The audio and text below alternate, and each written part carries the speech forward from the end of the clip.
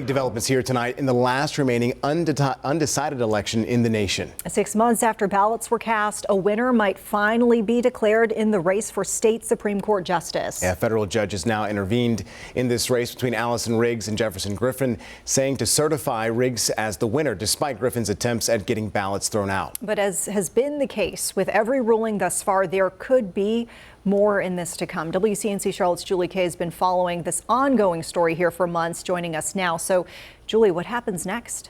Yeah, as you mentioned, it is not totally over yet, but this is the most concrete answer we've gotten so far. I spent today talking with experts about what could happen now and when we will hopefully have a completely final decision. Monday night, a ruling that could put an end to nearly 6 months of legal battles. A federal judge intervening, ordering Justice Allison Riggs be certified the winner of November's election with her 734-vote lead. U.S. District Judge Richard Myers, a Trump appointee, ruled her Republican opponent Judge Jefferson Griffin's challenge of 65,000 votes is unconstitutional. So the Republicans can't say this is a hardcore leftist judge. Doug Wilson, a Democratic strategist who's worked on North Carolina campaigns at every level, says he's never seen anything like this. This also can cause a lack of trust in the voting system if voters are seeing that their votes are not being respected. Griffin mostly targeted ballots he said had incomplete registration, as well as military and overseas voters in 4 left-leaning counties, claiming they did not submit their photo IDs. In Judge Myers' decision, he explained overseas voters submit ballots through an online portal that lacked any mechanism to do that, meaning this would punish voters for something out of their control.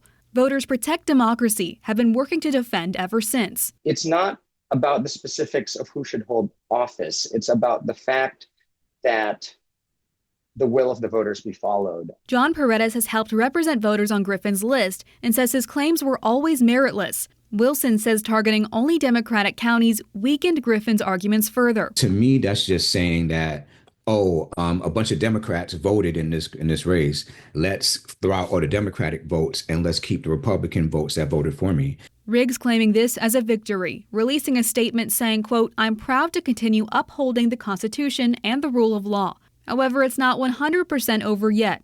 Judge Myers put his own order on hold for 7 days to give Griffin a chance to appeal, a move Wilson expects I wouldn't be surprised that could extend this battle a little while longer. I did reach out to Griffin's team to ask if he plans to appeal, but did not hear back. The NCGOP tells me they're not going to comment until he does. If he does appeal, though, it could still go all the way to the U.S. Supreme Court, but that is very unlikely at this point. Back to you at the desk. All right, Julie, thanks for the updates.